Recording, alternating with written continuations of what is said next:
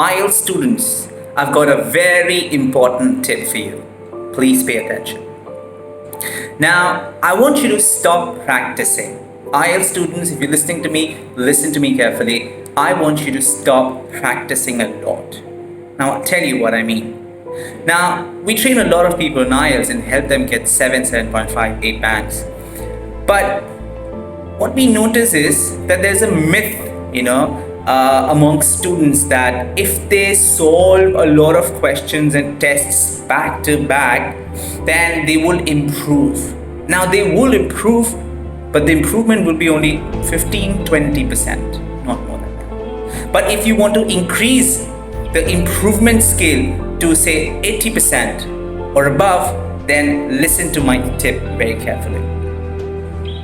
What you need to do is, guys, and don't just listen to this, put it into practice when you start solving. If you need our help, let us know. I'll be very happy to help you. What you should do is, guys, that say suppose you solved one listening test. Don't move on to the next and the third one and the fourth one and the fifth one and the sixth one and the 10th one back to back. It's not going to be useful for you.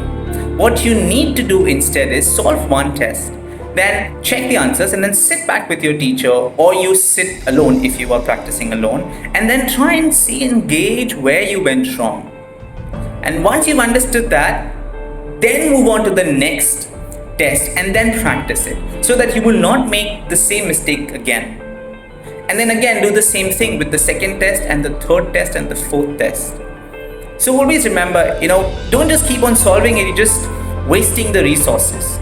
It's like you are Virat Kohli and then you get out on a delivery, and then without practicing you go back to the next match, and the chances are you might get out on the same delivery in the same fashion.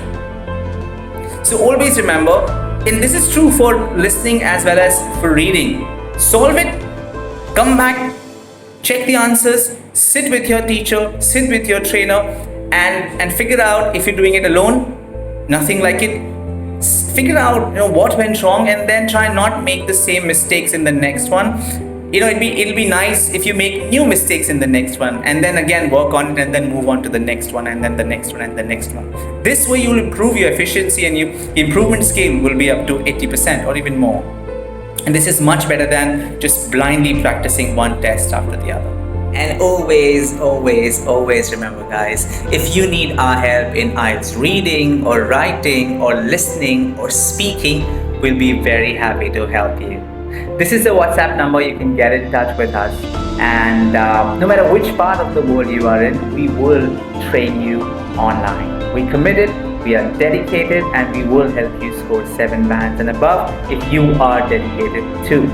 Take care of yourself. All the very best. I'll see you in the course. Oh yes, you should subscribe to our channel so that we can keep helping you. Like our pages, follow, and do share.